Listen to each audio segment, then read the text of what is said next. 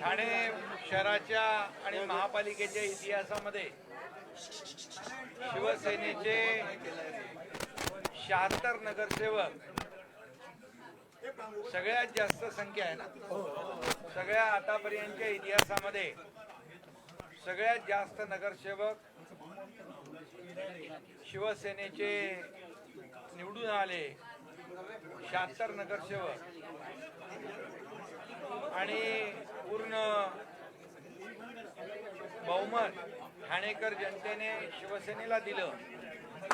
त्याबद्दल मी ठाणेकरांचं मनापासून अभिनंदन.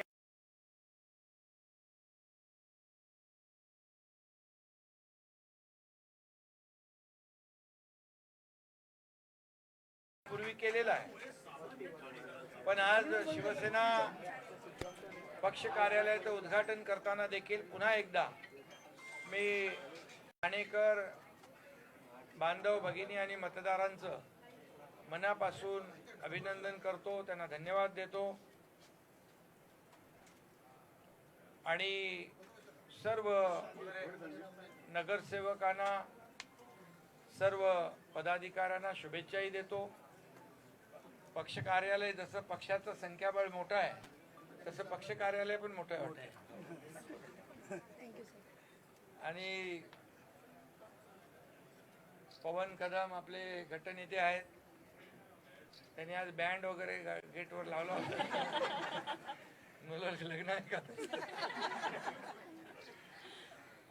म्हणजे आनंदाचं वातावरण आहे. आणि बरेच दिवसापासून पक्ष कार्यालयाच्या उद्घाटनाची सर्व नगरसेवक आतुरतेने वाट पाहत होते आणि मी देखील आज सगळ्यांना धन्यवाद देतो.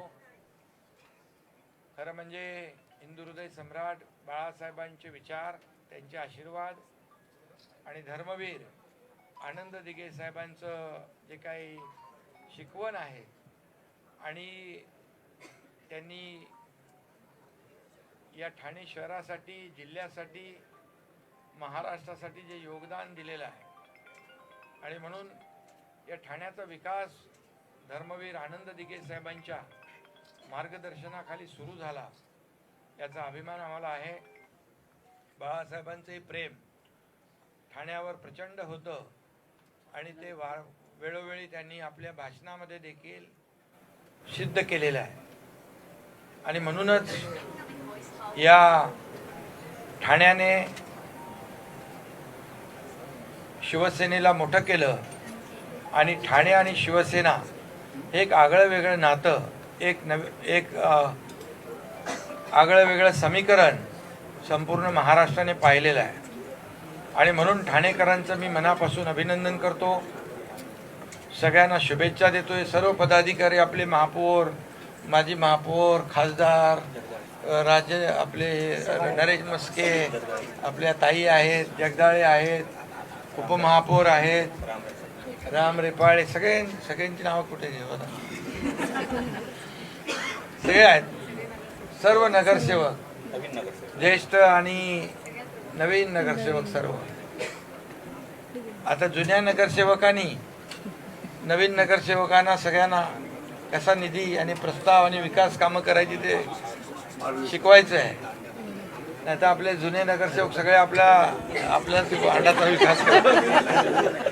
आपल्या सर्वांगीण विकास झाला पाहिजे. आणि ज्या विश्वासाने ठाणेकरांनी आपल्याला निवडून दिलेला आहे, त्यांचा विश्वास सार्थ करण्याची संधी सर्व नगरसेवकांना मिळाली आहे. त्याचं सोनं केलं पाहिजे. आणि नेहमीच ठाण्याने शिवसेनेला भरभरून साथ दिली. या ठाणेकरांनीच या ठाण्याचा एकनाथ शिंदे या राज्याचा मुख्यमंत्री देखील केला. आणि मी मुख्यमंत्री असताना ठाणे शहरासाठी भरघोस जे काही मला विकासाच्या प्रकल्पांच्या माध्यमातून करता आलं ते केलं आहे. आजही आपण करतो आहोत. ठाण्याचा विकास होतो आहे, रुंद रस्ते होत आहेत, कोस्टल रोड होतो आहे, वाहतूक कोंडी मुक्त ठाणे होणार आहे, मेट्रोचं काम सुरू आहे, इंटरनल मेट्रो सुरू आहे, अनेक विकास प्रकल्प या ठिकाणी सुरू आहेत. सगळ्याचं मी नाव घेत राहिलो तर फार वेळ लागेल. आणि म्हणून विकासाचं ठाणं, शिवसेनेचं ठाणं, असे बदलतं ठाणं हे आपण पाहतोय. म्हणून या पक्ष कार्यालयातून सर्व नगरसेवकांना, सर्व पक्षाच्या नगरसेवकांना, किंबहुना ठाण्यातल्या जे कोणी आपले नागरिक आहेत त्यांचे प्रश्न, त्यांच्या समस्या एक सोडवण्याचं काम या पक्ष कार्यालयातून होईल.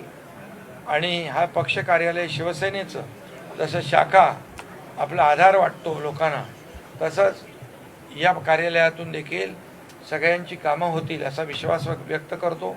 पुन्हा एकदा सगळ्यांना मनापासून खूप खूप शुभेच्छा. पत्रकारांना पण खूप खूप शुभेच्छा. धन्यवाद. सर, काल रवींद्र चव्हाण यांनी भाजपच्या नगरसेवकांची बैठक घेतलेली आहे. जो काही खडाजंगी महापालिकेमध्ये पाहायला मिळाला होता, त्याप्रमाणे आपण देखील नगरसेवकांची बैठक घेऊन त्यांचे काही प्रश्न आपण ऐकून घेणार आहोत. हो, बैठक घेणार आणि सगळं ऐकून घेणार आणि मार्गदर्शन पण करणार.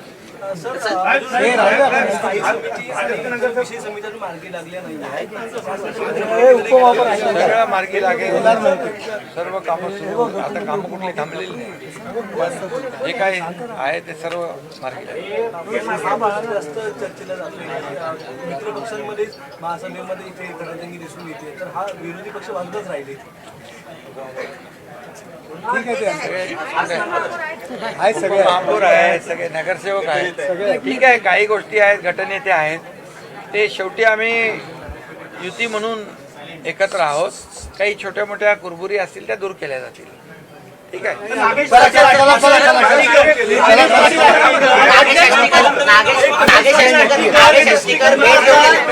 पुन्हा एकदा भेटून गेले नागेश. माझ्याकडे मी उपमुख्यमंत्री असल्यामुळे